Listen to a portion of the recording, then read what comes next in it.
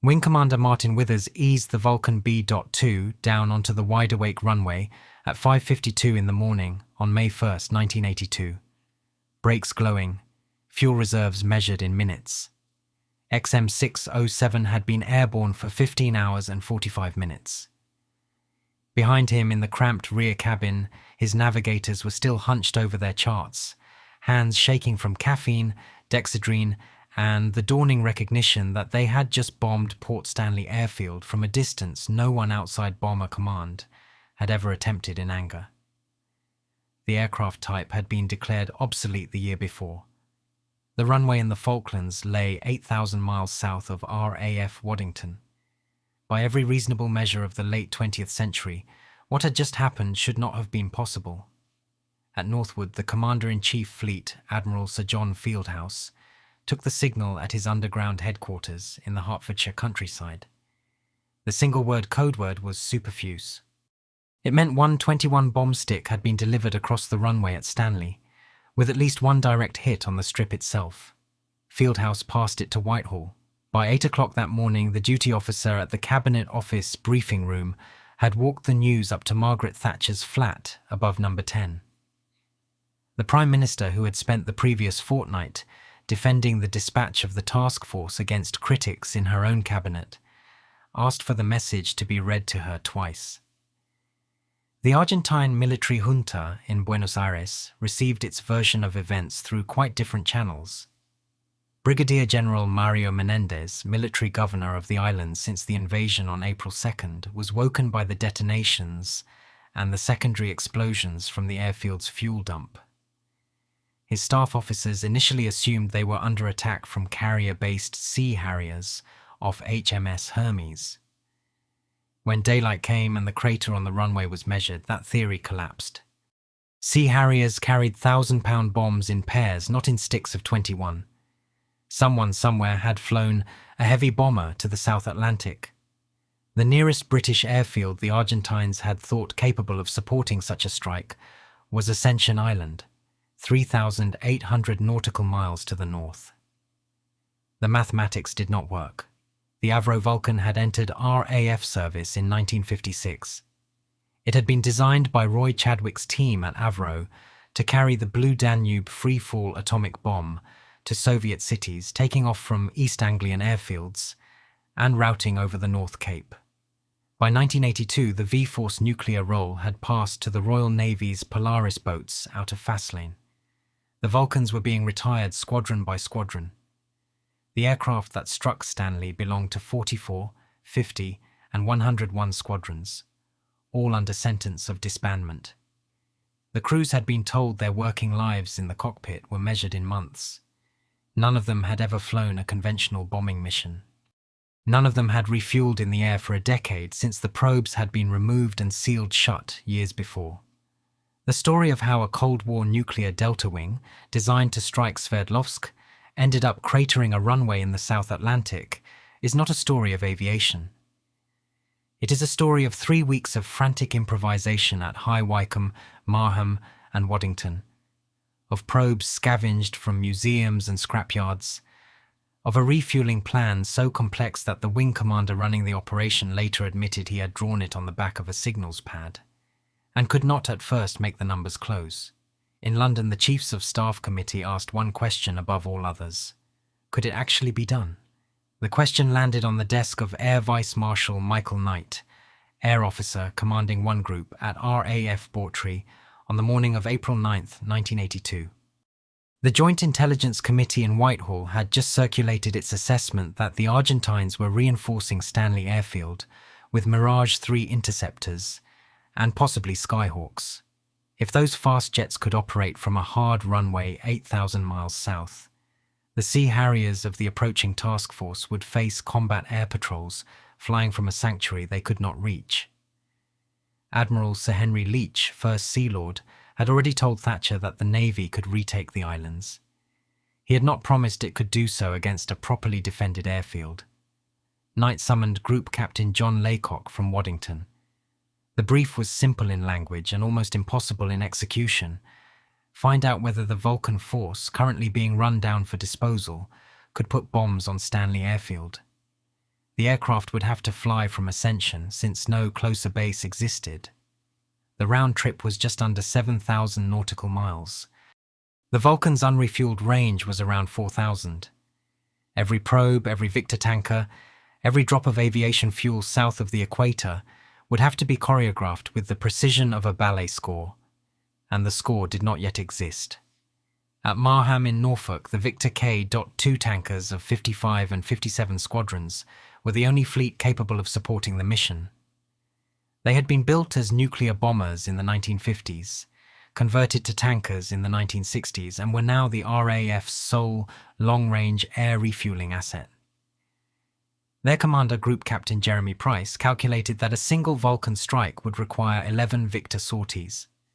2 Victors would refuel the Vulcan and 4 other Victors on the outbound leg. Those 4 Victors would refuel each other and the strike aircraft in a cascading sequence designed by squadron leader John Brown on graph paper at his kitchen table. 1 Victor would fly the return leg as a recovery tanker. The whole choreography depended on every aircraft launching on schedule, every probe sealing on first contact, and the weather over the equator behaving itself. The Vulcan crews discovered on inspection that their refueling probes had been removed and the plumbing capped. Engineers at Waddington began stripping probes from gate guardians, from museums at Bassingbourn and Catterick, and from at least 1 Vulcan being prepared as a static display. The fittings on some recovered probes did not match the modern hoses. Boscombe Downs test pilots were asked whether the patched-up assemblies would tolerate the pressures of in-flight refueling. Their answer, recorded in the technical files now at Kew, was a guarded affirmative subject to further trials. There was no time for further trials. Withers and his fellow captain, squadron leader John Reeve, began wet contacts with Victor tankers over the North Sea on April 14th. The first attempts ended with fuel washing back over the Vulcan's windscreen in opaque sheets, blinding the pilots. The aircraft had never been designed with refueling visibility in mind. Reeve described the experience in a debrief held at High Wycombe as flying inside a car wash. Within a week, the crews had learned to fly the contact by feel and by the formation lights of the tanker ahead. The bomb-aiming radar, the H-2S Mark IX, had not been used in anger against a ground target since the 1960s. Its Cold War targets had been Soviet city centers. Now it would be asked to find a runway lit only by its own surf line in the South Atlantic darkness. Ascension Island sits on a volcanic crag in the mid-Atlantic, halfway between Africa and Brazil, a British dependency administered through the colony of St. Helena. Its single runway, Wide Awake, had been built by the Americans during the Second World War and was operated under a 1962 Anglo-American agreement by Pan American World Airways on behalf of the United States Air Force.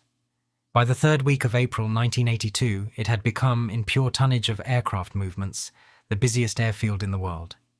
Hercules transports stacked over the field waited their turn behind Nimrods, Victors and the Vulcans, now arriving from Waddington in pairs. The diplomatic question of whether the United States would permit offensive operations from Ascension had been settled with characteristic obliquity by Caspar Weinberger at the Pentagon. The American Secretary of Defense had agreed in early April that Wide Awake could be used for British military purposes, subject to the polite fiction that the United States was not formally choosing sides between 2 of its allies. Alexander Haig at the State Department was still attempting to mediate between London and Buenos Aires. The fiction held because nobody in Washington inquired too closely. Sir Nicholas Henderson, the British ambassador in Washington, sent regular cables back to the Foreign Office reporting that the question of Ascension had simply not been raised in his weekly meetings, which was precisely what the Foreign Office wished to hear. The Vulcans deployed south on April 28th. 5 aircraft made the journey. 2 would fly the strike, 2 would form a reserve, and 1 would be cannibalized for parts. The crews settled into tents on the volcanic ash beside the runway. The temperature inside the tents reached 40 degrees Celsius by mid-morning. Briefings were held in a converted air-conditioned communications hut, with maps of the South Atlantic pinned to plywood walls. and the target study of Stanley Airfield, laid out as a strip of photographic paper produced from satellite imagery, passed quietly from the Americans through the Defense Intelligence Agency to the Joint Intelligence Committee in London. Operation Black Buck 1, as the strike had been designated, launched at 23 minutes past 10 on the evening of April 30th. 2 Vulcans took off, Reeve in the primary aircraft, Withers in reserve. Within 40 minutes of departure, Reeve's cabin failed to pressurize. The fault could not be cleared in flight. Reeve turned back. Withers, who had expected to land within the hour, found himself the primary strike. The tanker formation, 11 Victors deep, reshuffled in mid-air over the equator, each pilot recalculating his fuel margins against new contact times. Squadron leader Bob Tuxford, flying the final outbound Victor, watched his fuel state fall below the safe return figure as he stayed in contact with the Vulcan, transferring fuel he would now not have to reach ascension. Tuxford pressed on past his bingo point. When he finally broke off, the Vulcan had the fuel to reach Stanley, but Tuxford did not have the fuel to reach Wide Awake. He sent a single signal back to High Wycombe by HF radio, broke radio silence to summon another tanker from Ascension to come and find him, and turned north. He landed at Ascension with under 60 seconds of usable fuel remaining. His decision, taken in silence at 30,000 feet, was the hinge on which the entire operation turned. Without it, Withers and his crew would have ditched in the South Atlantic, somewhere south of 50 degrees latitude. With it, XM-607 began its descent towards the Falklands. Withers brought the Vulcan down to 10,000 feet, 240 nautical miles north of Stanley, beneath the radar horizon of any Argentine search set on the islands. The navigator radar, Flight Lieutenant Bob Wright, switched on the H-2S and watched the coastline of East Falkland paint up on his screen. The set, designed in the 1950s to find Soviet cities under cloud, had been recalibrated by ground crews at Waddington against test runs over the Lincolnshire coast. Wright found Cape Pembroke Lighthouse first, then walked the radar cursor west along the shoreline until the geometry of Stanley Airfield resolved as a hard return against the softer ground. The bombing run began at 300 feet above the sea. Withers climbed the aircraft to 10,000 to clear the bomb release. The Vulcan crossed the coast on an oblique track, deliberately angled across the runway at 35 degrees, so that the stick of 21 1,000-pound bombs would cross the strip regardless of release timing errors. The first bomb left the aircraft at 4 minutes past 4, local time on May 1st. The detonations, captured by the seismographs of the British Antarctic Survey Research Station on South Georgia, registered as a discrete cluster. One bomb struck the runway near its midpoint. The crater, photographed at first light by a Sea Harrier of 800 Naval Air Squadron from HMS Hermes, was some 20 meters across. The remaining bombs walked across the airfield apron, the fuel storage, and the parking area, damaging or destroying a Pucará light attack aircraft and disabling air defense radars. The damage to the runway itself was the strategic point. The crater and the threat of further strikes denied the strip to fast jets for the duration of the war. Argentine Mirages and Skyhawks would fly from the mainland at the limit of their combat radius, with only minutes of fuel for combat over the islands. In Buenos Aires, the Argentine Air Force Command at Comodoro Rivadavia struggled to reconstruct what had happened. The detonations were too heavy for Sea Harrier weapons. The dispersion pattern suggested a heavy bomber. The Argentine Intelligence Service, the SIDE, was tasked with identifying the aircraft and its base. Their assessments, declassified in part by Argentine archives after 2007, considered and rejected several possibilities. American B-52 involvement was discounted on political grounds. Sea-launched cruise missiles were ruled out because the Royal Navy did not possess them. The Vulcan, an aircraft most Argentine air staff officers had last considered in the context of nuclear war over Europe, appeared late in the list of candidates and was initially set aside as logistically implausible. The implausibility was the point. Argentine planners had assumed that operations from Ascension at such range were beyond British capability. The number of tankers required would, on their staff calculations, exceed the Royal Air Force's serviceable Victor fleet. They were not wrong about the arithmetic. They were wrong about the willingness of a Victor captain to take his aircraft below safe fuel margins and rely on improvisation to bring him home. The Argentine junta, briefing the press in Buenos Aires on the morning of May 1st, claimed the attack had been a minor incident with no military significance. The film of the crater released in London that afternoon told another story. Margaret Thatcher, addressing the House of Commons later that week, used the strike to make a political point. The Falklands, she said in the chamber, were within British reach. The audience that mattered most for Black Buck 1 was not in Buenos Aires or in the Commons. It was in Moscow and in the Soviet General Staff's Intelligence Directorate, the GRU. The Vulcan had been built to strike the Soviet Union, and although its nuclear role had ended, it remained on the Soviet target list as a strategic asset. The demonstration that the RAF could project conventional power across 8,000 miles, with in-flight refueling cascades that the Soviet long-range aviation could not match, was read in Moscow as a signal about NATO's reach.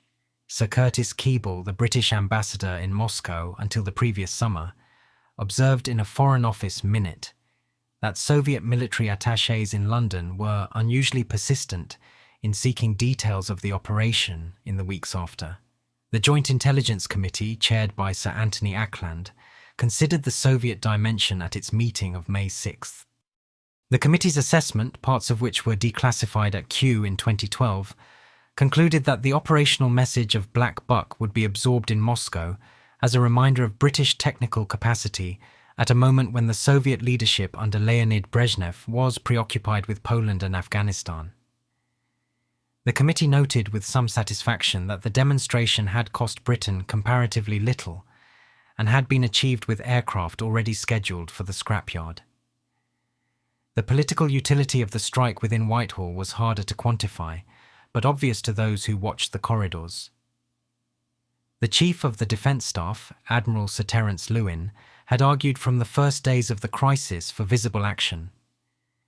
The First Sea Lord had committed the Navy to the recovery of the islands. The Royal Air Force, which had no carriers and only a peripheral role in the projected amphibious landings, had been searching for a contribution that would justify its share of the defence budget at a time when the Knott Review of June 1981 had threatened deep cuts to the V-bomber force and to the surface fleet. Black Buck answered that question in a single night. Sir Michael Beetham, the Chief of the Air Staff, had pushed for the mission against considerable scepticism at Northwood. After May 1st, he was, in effect, the man who had delivered.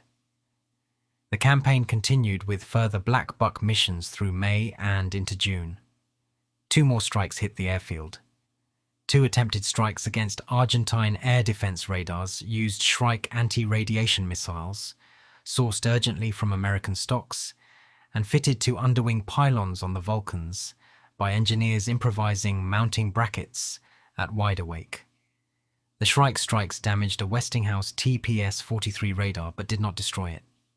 On the last sortie, Black Buck 6 on June 3rd, squadron leader Neil McDougall lost his refueling probe during a wet contact and diverted to Rio de Janeiro. The Brazilian authorities interned the aircraft and crew for a week and held the Shrike missile still on the wing, before quietly releasing both following negotiations conducted by the British Embassy under Sir George Harding. The diplomatic awkwardness of Rio was a small price. By the time of McDougall's diversion, the campaign on the ground was reaching its decisive phase. 3 Commando Brigade and 5 Infantry Brigade were closing on Stanley from the west. The runway craters made by Black Buck and by subsequent Sea Harrier and naval gunfire attacks had held. No Argentine fast jet had operated from Stanley Airfield in the 7 weeks since the first Vulcan strike. The mathematics that the Argentine staff had relied upon in their planning before April 2nd had collapsed. The official surrender of the Argentine garrison at Stanley was signed at 9 o'clock on the evening of June 14th, 1982 by Major General Jeremy Moore, commanding land forces on the islands, and Brigadier General Menendez. The document, drafted in English and Spanish, made no reference to the air campaign. The military judgment of those who had fought the war, however, was clearer. Admiral Sandy Woodward, commander of the carrier battle group, wrote in his dispatch to Fieldhouse that Blackbuck had shaped Argentine air operations decisively. The Mirages and Skyhawks, denied the use of Stanley, had attacked the task force from the limit of their range, with seconds rather than minutes of combat time, and had inflicted serious losses on the Royal Navy, without ever being able to dominate the air over the beachhead. Argentine accounts written after the war reached similar conclusions by different routes. Brigadier General Ernesto Crespo, who had commanded the Argentine Air Force's South Atlantic operations, told an Argentine military history conference in 1985 that the loss of Stanley as a fast jet base had been the single most consequential operational defeat of the campaign. Crespo did not name the Vulcan strike. He referred instead, in the careful language of a senior officer addressing his own service, to the cumulative degradation of the airfield. The implication was nonetheless clear. The runway crater and the British demonstration that the crater could be repeated at will had cost the Argentine Air Force the air war before it had properly begun. In Whitehall, the assessment of Black Buck within the Ministry of Defence was carried out by a small staff working under Air Marshal Sir John Curtis, who had commanded the air component of the campaign from Northwood. Curtis had been sceptical of the operation in its planning stage. His post-war review, parts of which are now open at the National Archives in Kew, concluded that the strike had achieved its denial effect at the runway, and, more importantly, had shifted the Argentine planning calculus for the duration of the war. Curtis noted with a soldier's directness that the strike had also revealed weaknesses. The dispersion pattern of the bombs had been less precise than expected. Of the 21 bombs released on May 1st, only one had struck the runway itself. The remainder had fallen across the airfield estate, doing useful damage but not threatening the strip's continued operation. Subsequent strikes had failed to crater the runway again. The wider Cold War significance of Black Buck was debated within the academic and strategic community through the 1980s.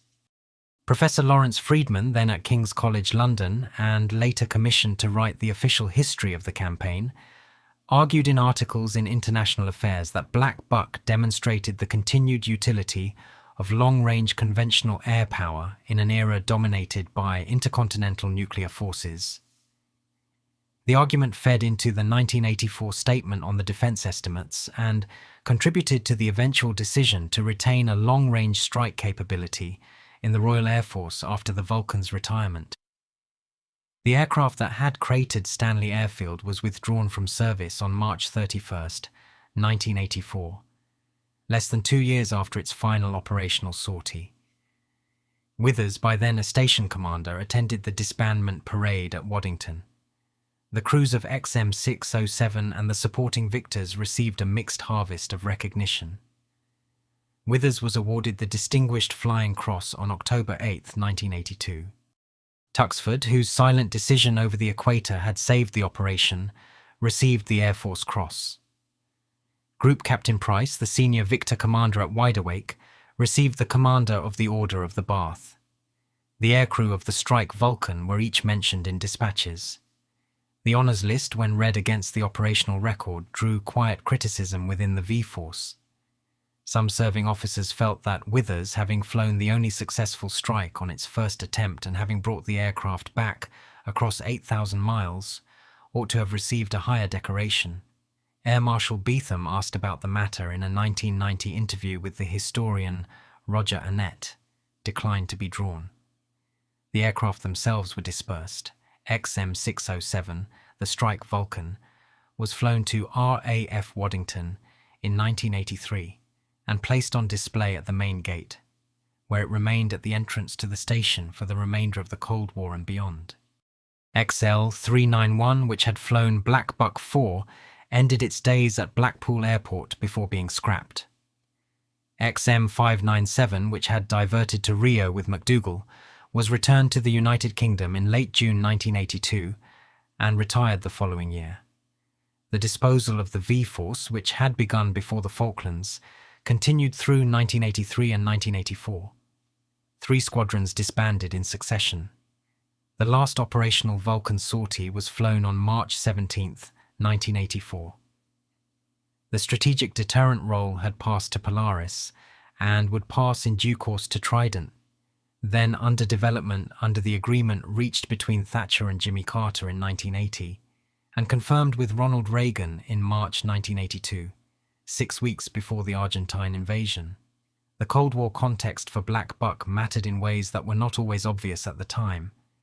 The operation had been mounted in the same period as the deployment of Pershing II missiles to West Germany and crews to Greenham Common, in the same period as the Soviet shootdown of Korean Airlines Flight 007 in September 1983, in the same period as the Able Archer exercise of November 1983, that brought the superpowers to a closer brush with miscalculation than was understood at the time.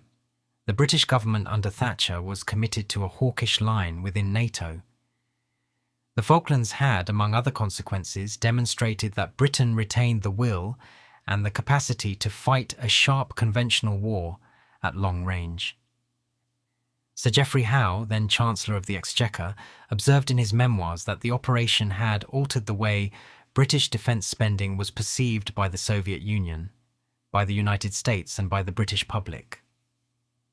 The Vulcan's last flight in RAF service took place on December 23, 1986, when XH-558 was flown to Bruntingthorpe for preservation.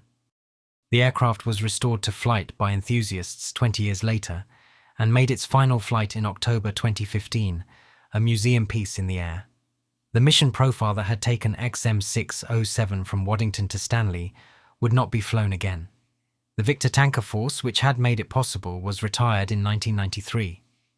The skill of cascade refueling, developed on a kitchen table at Marham in April 1982, was retained in the Royal Air Force's planning archives, but not in operational terms, in its current capability.